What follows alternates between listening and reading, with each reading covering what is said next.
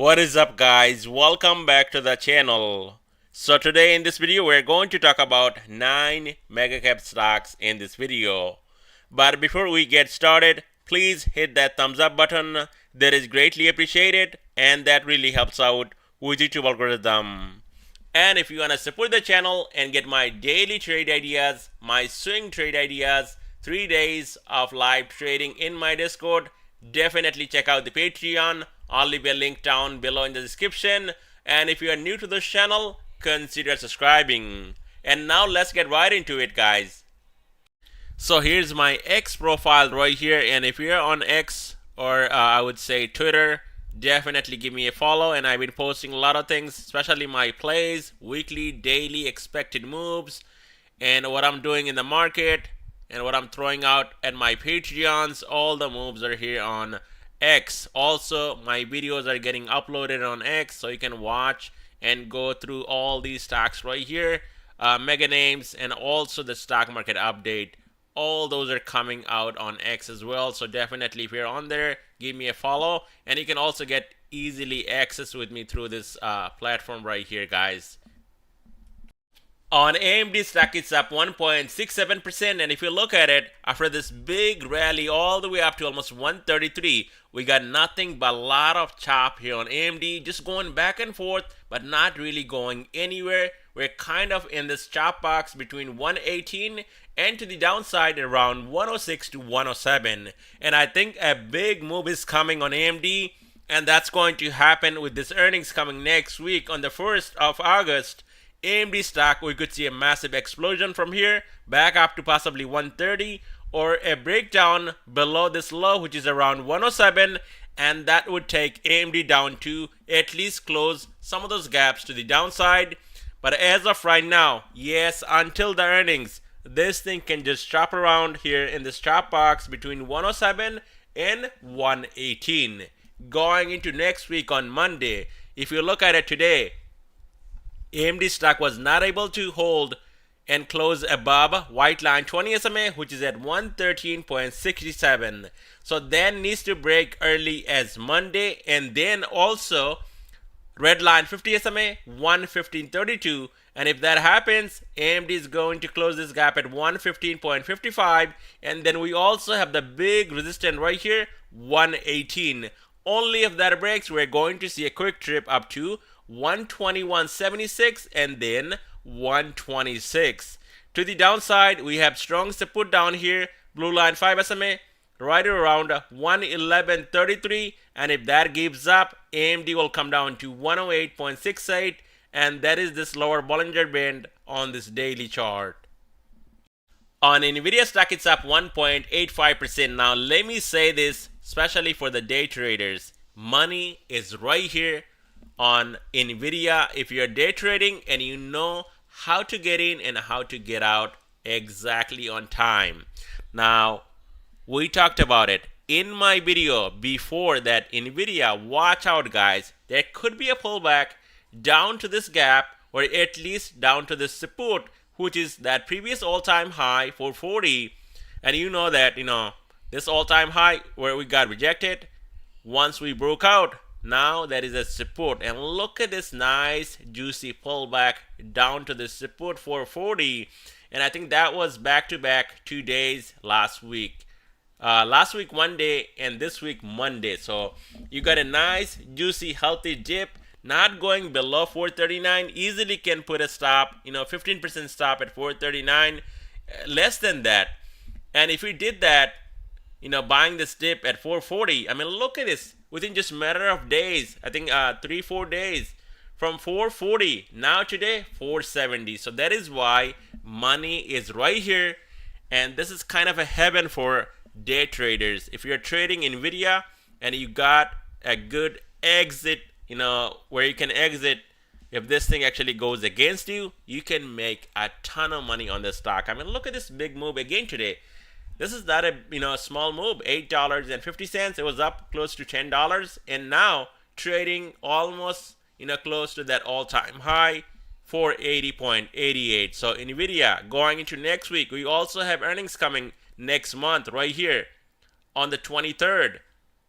Nvidia can stay above this level right here, 457. We could see Nvidia putting in another new all-time high, and that would be 485 to 500. Now 457 gives up right here, blue and also orange line 13 SMA. Then we're going to see a drop back down to this white line 20 SMA, 445. And if that gives up, then watch out for the gap and this support again, 439 to 440 on Nvidia. Below that, we also got another gap, 427.58. But to the upside, as long as Nvidia holds above 457.39, we're going to see continuation to the upside, and in that case, definitely we're going to see another fresh new all-time high, and that could be 485 to 500. So yesterday was the last day of my vacation because I missed out totally on this dip. And look at this, guys. You cannot miss these right here.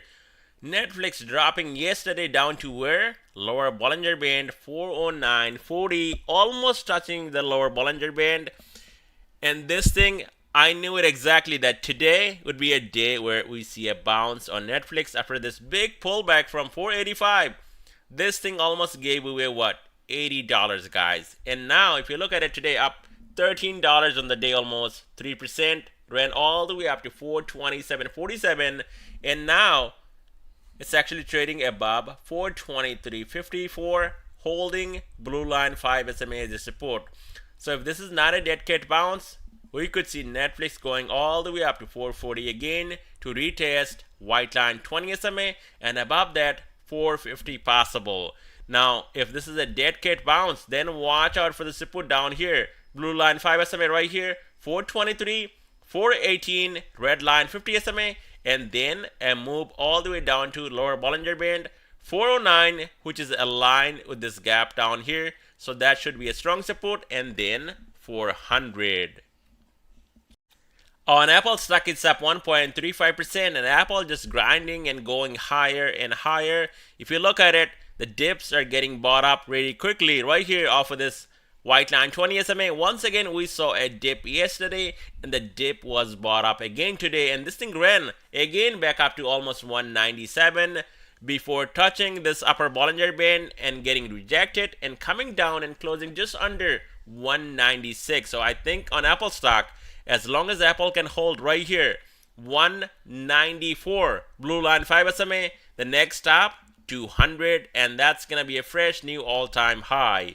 Now below 194, we do have support at 193, and then we have white line 20 SMA at 192, and then 190 down here, aligned with this gap all the way down. So Apple stock, guys, not giving up. Microsoft, we saw a pullback, but that was just a normal pullback, nothing big, nothing significant, and that is why this market is ready for a new all-time high. I mean, SPY is only like what, 2-3% away from all-time highs.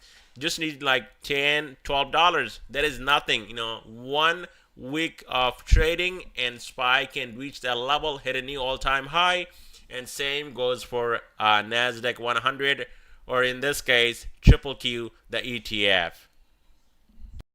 So on Meta, it's up 4.42%, and unfortunately yesterday I took some calls on Meta at 420, 430 calls. This thing popped. I was up like 33-40%, but just was greedy, didn't take my profit. I put a stop at break even, and then Meta broke down, came under 320. I got stopped out, and then look at this, guys. This thing got decimated yesterday down to 314. But for the day, because of big earnings from Meta, it was up on the day. And again today, what a big recovery on Meta. Up again, almost $14 and going over the high from yesterday.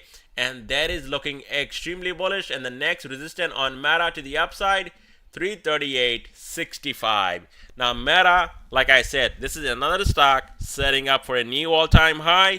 So any pullbacks, especially down to this gap, I don't know if we are going to get that, but now a big level of support on Meta will be down here, guys, 316. This is where Meta was struggling to get that breakout. So now that's going to be a support to watch.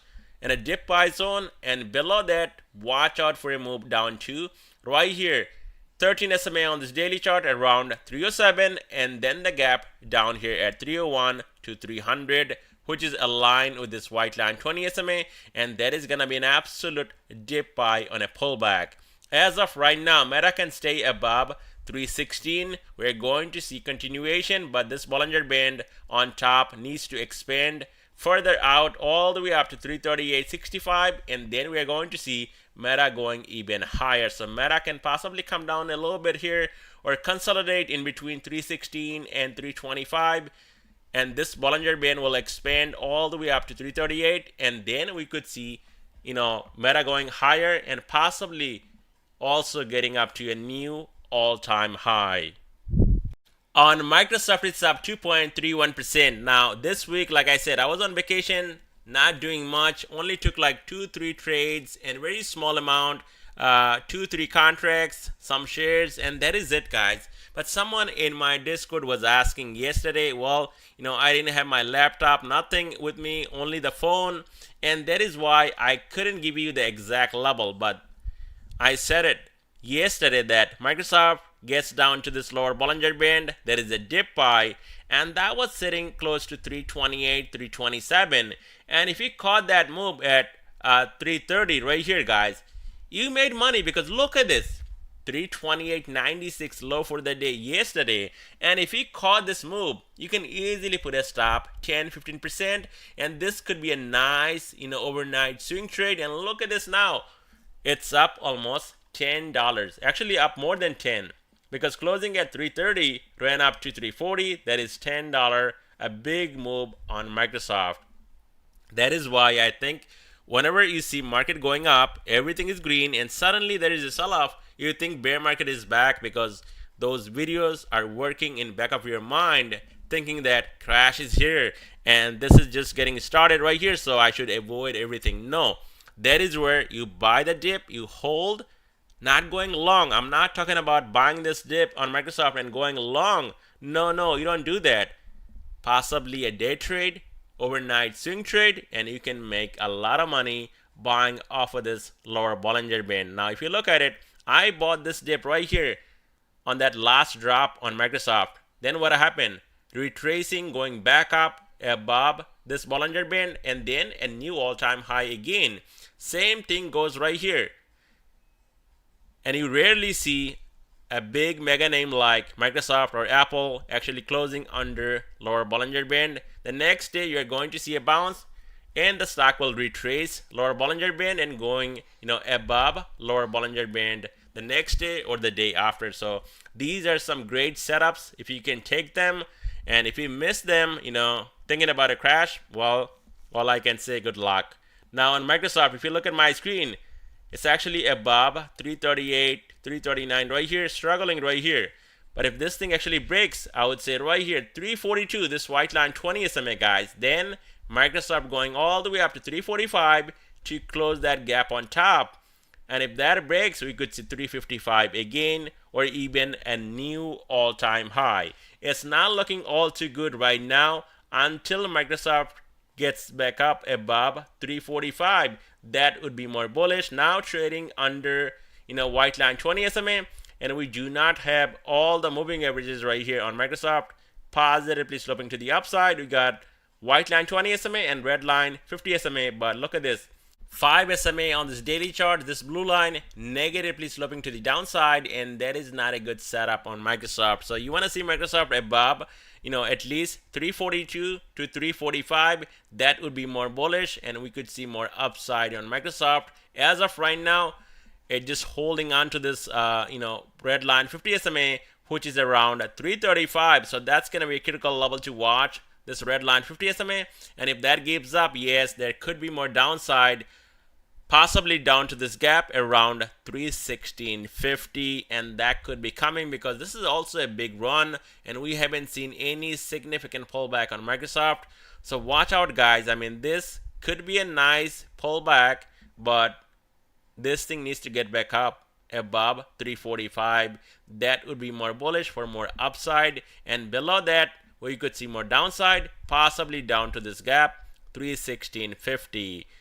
Going into Monday, Microsoft can break right here, white line 20 SMA 342, then watch out for the gap on top 345 and possibly moving even higher up to 355.